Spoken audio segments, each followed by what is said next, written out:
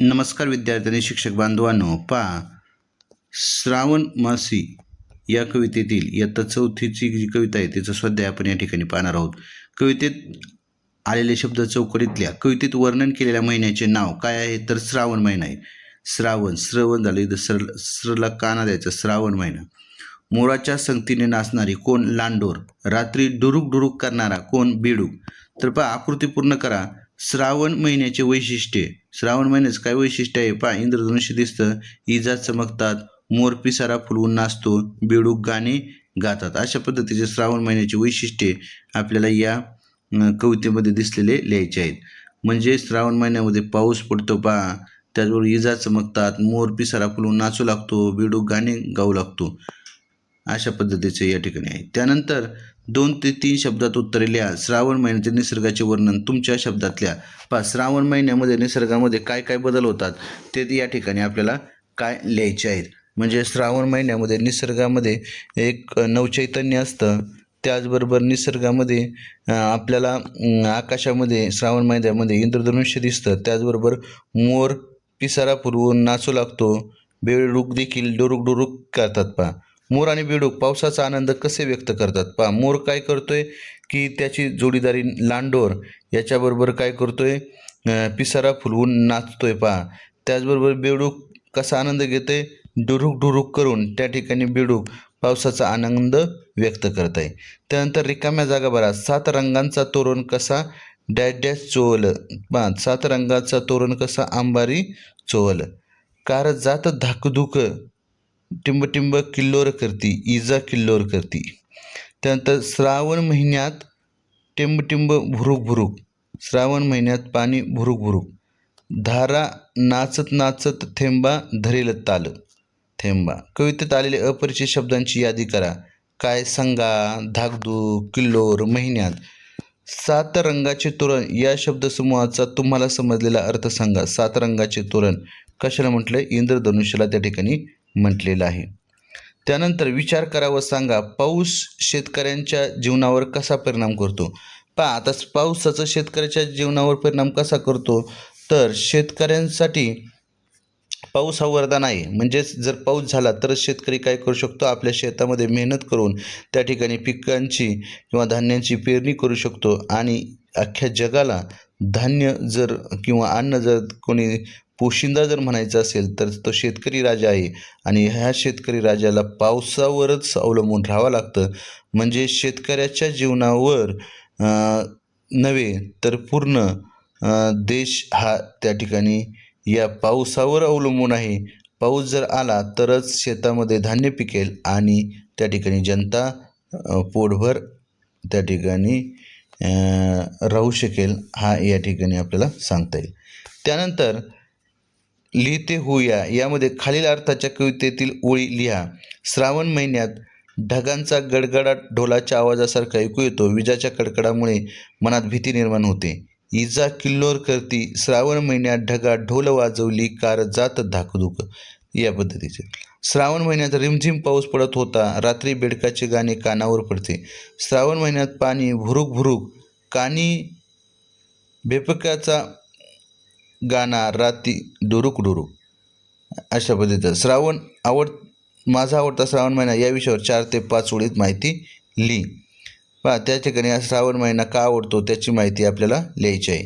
त्यानंतर श्रावण महिन्यात येणाऱ्या सणांची माहिती मिळवा व गप्पा मारा. नागपंचमी, नारळी पौर्णिमा, गोपाळकाला आणि पोळा. नाना गोपी पहा, लक्षात ठेवायला त्या ठिकाणी आहे. नाना गोपी लक्षात ठेवा.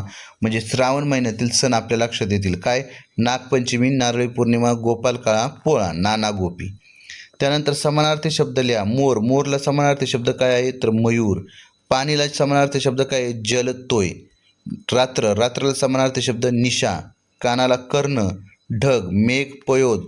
वीज. वीजला समानार्थी शब्द आहे चपला. त्यानंतर विरुद्धार्थी शब्द लिहा. मोठा, लहान, कमी, जास्त, जवळ, लांब. खालील शब्दांसाठी कवितेत आलेले शब्द शोधा व लिहा. आता श्रावण. श्रावणसाठी कवितेत शब्द काय आला आहे, सरावण असा. आभाळी. आभाळीसाठी अंबारी.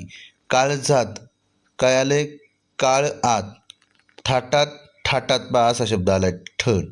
ठ ठशाचा. इथं काय थ थव्याचा. बरोबर. त्यानंतर खालील आकृतीत प्राण्यांचे कीटकांची नावे पूर्ण करा. तर पहा काय आहे, डास, बेडूक, नाकतोडा, गोगलगाय या पद्धतीने कीटकांची नावं पूर्ण करायचे होते. पहा प्रश्न 5वा आहे, ओळखा पाहू. कधी हिरवा, कधी राखाडी, कधी पाणी, कधी माती, डराव डराव करतो, उड्या मी मारतो पावसाच्या राती, ओळखा पाहू मी कोण. त्याचं उत्तर आहे बेडूक. त्यानंतर मी आहे राष्ट्रीय पक्षी, पंखावरती रंगीबिरंगी नक्षी, केकारव करतो रानात. पहा केकारव म्हणजे मोराच्या ओरडण्याला काय म्हणतात, केकारव, हे देखील लक्षात ठेवायचे. रमतो कवीच्या बालमनात, सांगा मी कोण. त्याचं उत्तर आहे मोर. त्यानंतर कृतीतून शिकूया. पावसाच्या संदर्भातील बातम्यांचे कात्रणे गोळा करून भिंती पत्रकावर प्रदर्शित करा. ओवी, अभंग ऐका व त्यातील अपरिचित शब्दांचा अर्थ समजून घ्या. शोध घेऊया. पहा आता शोध घेऊयामध्ये काय, पावसाशी संबंधित गाणे शोधा व तालासुरात म्हणा, वाचा व समजून घ्या. भारतात वर्षाचे 6 ऋतूचे विभाजन केले जाते. प्रत्येक ऋतूचे वेगवेगळे वैशिष्ट्ये असते. पहा आता वसंत ऋतू, 6 ऋतूमध्ये विभाजन केले, वसंत, ग्रीष्म, वर्षा, शरद, हेमंत आणि शिशिर. बरोबर.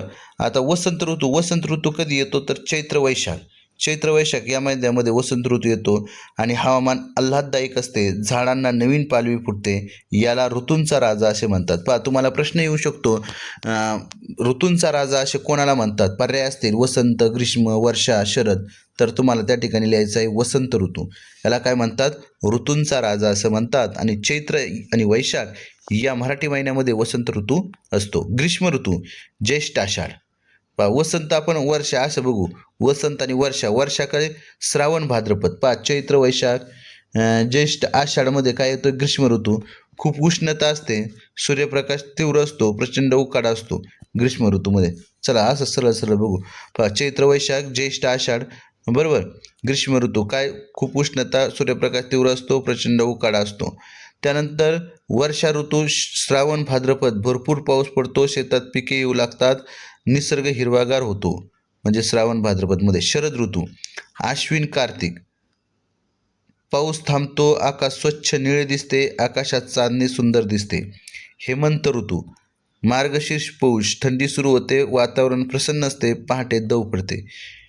माघ फाल्गुन शिशिर ऋतू वर्षातील सर्वात थंड ऋतू, थंडी जास्त असते, गरम कपडे वापरले जातात, म्हणजे माघ फाल्गुनमध्ये कोणता ऋतू असतो, शिशिर ऋतू. म्हणजे अशा पद्धतीचे हे यावरती वसंत ऋतू, वसंत, ग्रीष्म, वर्षा, शरद, हेमंत आणि शिशिर हे खूप महत्त्वाचे ऋतू आहेत आणि ते कोणत्या महिन्यात येतात हे देखील लक्षात ठेवायचं आहे. आणि ऋतूंचा राजा कोणाला म्हणायचं तर वसंत ऋतूला ऋतूंचा राजा असं म्हणायचं. पहा चैत्र वैशाख ज्येष्ठ आषाढ श्रावण भाद्रपद आश्विन कार्तिक मार्गशीर्ष पौष हे जे मराठी महिने आहेत तर वसंत ग्रीष्म वर्षा शरद.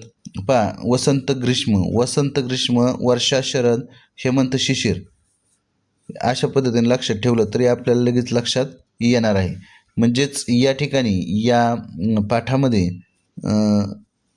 श्रावण महिन्यात ही जी कविता आहे या कवितेमध्ये अत्यंत महत्त्वपूर्ण त्या ठिकाणी आपल्याला माहिती दिलेली आहे आणि ही माहिती नक्कीच विद्यार्थ्यांना त्या ठिकाणी फायदेशीर ठरणार आहे.